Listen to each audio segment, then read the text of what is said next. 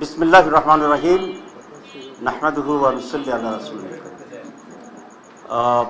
শ্রদ্ধেয় জাতীয় নেতৃবৃন্দ এবং সম্মানিত সাংবাদিক বন্ধুরা, আসসালামু আলাইকুম ওয়া রাহমাতুল্লাহি ওয়া বারাকাতুহু। আজকে সারাদিনেই আপনারা ব্যস্ত আছেন, আমরাও ব্যস্ত আছি। বিভিন্ন বিষয়ে প্রতিক্রিয়া আমরা দিচ্ছি, বৈঠক হচ্ছে। আজকে এইখানে আমরা দুইটা বৈঠক করেছি একটু আগে। একটা হচ্ছে জামাত ইসলামীর কেন্দ্রীয় নির্বাহী পরিষদ ঢাকায় অবস্থানরত যারা আছেন তাদের নিয়ে আমরা করেছিলাম, এবং এরপরে 5টি দাবিতে আমরা যারা আন্দোলনরত আছি 8টি দল, সে 8টি দলের প্রতিনিধি নিয়েই এখন আমরা আবার মিটিং করলাম।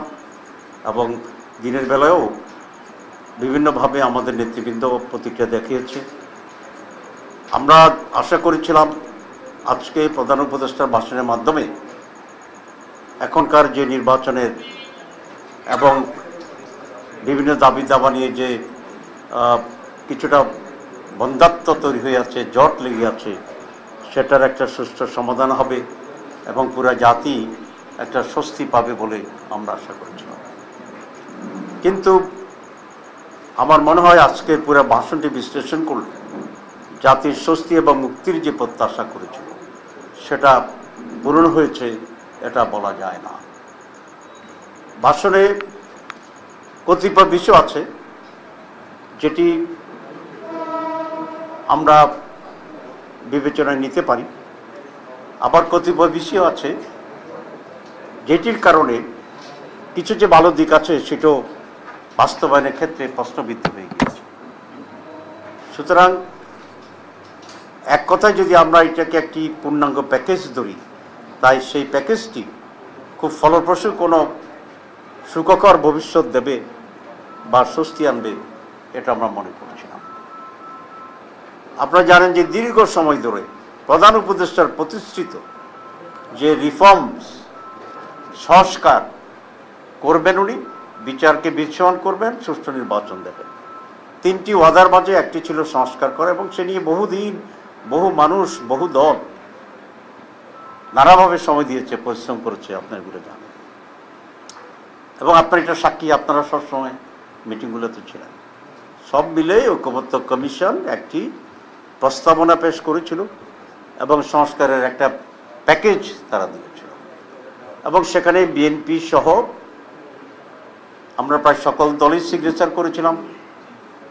এনসিপি সিগনেচার করেনি, কিন্তু তারাও সরকারের সাথে ভালো আলোচনা করছে এবং তারা বলেছে প্রতিভা বিষয় পরিষ্কার হলে তারা সিগনেচার করবে।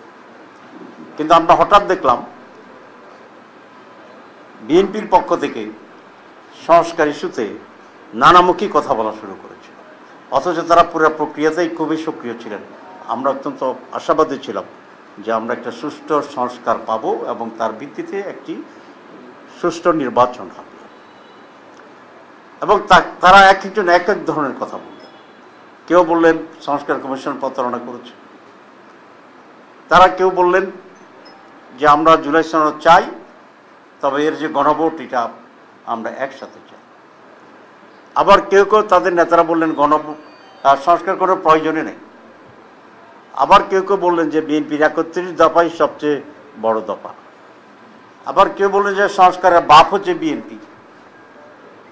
তো এই তো নানামুখী কথার ভিতরে সংস্কার ইস্যুটা মানুষের কাছে এক ধরনের অস্পষ্ট কোনো একটা বিষয়ে রূপান্তরিত। এবং আমরা সবসময় বলে আসছি সংস্কারের সাথে নির্বাচনের সম্পর্ক আছে এই কারণেই যে কতিপয় সংস্কারের ব্যাপার আমরা একমত হয়েছি যেগুলা আইনি ভিত্তি পাওয়ার পরে আগামী নির্বাচনের একটি ইস্যু হবে।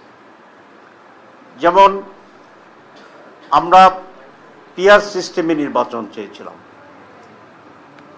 জামাত ইসলামী, ইসলামী আন্দোলন সহ কতিপয় দল আমরা দুটো হাউজেই পিআর চেয়েছিলাম, যে আপার হাউজ এবং লোয়ার হাউজ। আমাদের 8 দলের ভিতরে অনেকেই শুধু আপার হাউজের পিআর চেয়েছে, আর পুরো জাতি আপার হাউজে পিআর চেয়েছে, শুধু বিএনপি এটার বিরুদ্ধে করেছে। যদি পিআর পাস হয় তো তাহলে তো এটার ভিত্তিতেই জাতীয় নির্বাচন হবে, সেখানে এটা একটা পয়েন্ট থাকবে। আর যদি এটা পাস না হয় তাহলে এটা মাইনাস করে নির্বাচন। তো সে কারণে আমরা সবসময় বলেছিলাম যে গণভোটেই আগে নির্ধারণ হয়ে যাওয়া দরকার, কোনটা কোনটা জনগণ গ্রহণ করেছে, কোনটা জনগণ গ্রহণ করে নাই। জনগণ যদি কিছুই গ্রহণ না করে তাহলে আগের মতো ইলেকশন হবে, আর জনগণ যদি কিছু কিছু গ্রহণ করে, পুরাটা গ্রহণ করে, তার ভিত্তিতে নির্বাচন হবে। সেই জন্যই গণভোটটা জাতীয় নির্বাচনের আগে স্পষ্ট হইতে হবে যে জনগণ কিসের ভিত্তিতে জাতীয় নির্বাচনে অংশগ্রহণ করছে। এটা এত স্পষ্ট। আজকে প্রধান উপদেষ্টা দুটো ঠুনকো যুক্তি দিয়ে বলেছেন যে না, এটা একটা হচ্ছে কিছুটা সাশ্রয় হবে। হ্যাঁ, সাশ্রয় কিছু হবে, কিন্তু জাতির প্রয়োজনে, রাষ্ট্রের প্রয়োজনেই তো বাজেট খরচ হয়, বাজেট হয়। তো সেই হিসাবে যেটা খরচ হবে এটা উপকার হচ্ছে, এটা অত্যন্ত নগণ্য। আর দুই, জাতীয় নির্বাচনে যদি একসাথে গণভোট হয়, তাই গণভোটে যেগুলো মানুষ হা করবে সেগুলো বাস্তবায়নের তো জটিলতা তৈরি হবে, যেগুলোর উপর ইলেকশন হবে। আমি এক জায়গায় বলেছিলাম যে কনসেপ্ট করার আগে সন্তানের নাম রাখা এটা কখনোই বুদ্ধিমানের কাজ না। তিনেরই কেস আমরা আজকে বিশ্বের সাথে দেখলাম যে প্রধান উপদেষ্টা সনদ জারি করেছেন, এটা আমি মনে করি উনি সঠিক করেছেন। এটা আরও আগে করা দরকার ছিল, জমা দেওয়ার সাথে সাথে করলে আরও সময় ক্ষেপণ কম হতো। তারপর উনি করেছেন, সেই জন্য ওনাকে আমরা সনদ জারির জন্য ধন্যবাদ জানাই। কিন্তু সনদের কার্যকারিতার জন্য জাতীয় নির্বাচনের আগে যে গণভোট অপরিহার্য, এখানে উনি আবার বিভ্রান্ত তৈরি করেছেন এই কথা বলে যে গণভোট আর জাতীয় নির্বাচন একসাথে হবে। এটা আমরা নিন্দা জানাচ্ছি এবং আমরা আহ্বান জানাই যে একটু প্রত্যাহার করবেন। এবং কেন করবেন, আরও আমাদের অনেক কিছু প্রতিক্রিয়া আছে, আমরা বিশ্লেষণ করেছি, আমরা রাতে আবারও করব। আমরা সকলে মিলে কথা বলেছি এই সব বিষয়ে। আমরা আগামীকাল 10:30টায় 8 দলের পক্ষ থেকে বিস্তারিতভাবে সাংবাদিক সম্মেলন করব।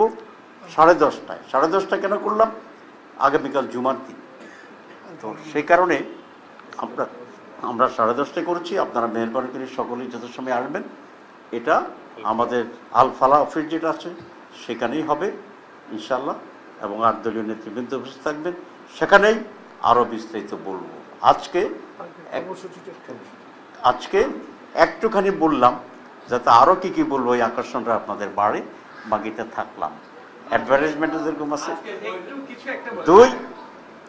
দুই, আগামীকালকে আমাদের আগের আন্দোলনে একটা কর্মসূচি ছিল, সেই কর্মসূচিটা ঢাকায় যেহেতু নতুন পরিস্থিতিতে আমরা সংবাদ সম্মেলন করছি, ঢাকার কর্মসূচিটা সাংবাদিক সম্মেলনের মাধ্যমেই এটা পুনঃস্থাপন হবে। আর সারা দেশে যেটা হওয়ার কথা ছিল বিক্ষোভ সমাবেশ একই দাবিতে, সেটা অব্যাহত থাকবে। আপনাদের সবাইকে ধন্যবাদ।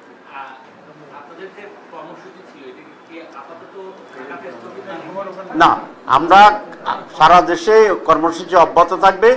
আর ঢাকায় যেহেতু কালকে নতুন করে পরিস্থিতিতে আমরা একটা প্রেস কনফারেন্স করেছি, প্রেস কনফারেন্সের মাধ্যমে আমাদের ঢাকার প্রোগ্রামটা রিপ্লেস হবে আগামীকাল। মানে ঢাকায় তার হচ্ছে না, সারা দেশ হবে। চলমান কর্মসূচি তো ঠিক আছে। আর 16 তারিখে আমাদের শীর্ষ নেতৃবৃন্দের বৈঠক হবে, যেটা আমরা আগে বলেছিলাম। সেই শীর্ষ নেতৃবৃন্দের বৈঠকে পরবর্তী কর্মসূচি এবং পরিস্থিতি বিশ্লেষণ করে একটা সিদ্ধান্ত গ্রহণ করা হবে। ধন্যবাদ। আগের যেভাবে ঘোষণা ছিল 8 দলের পক্ষে সেভাবেই হবে। জি, থ্যাংক ইউ।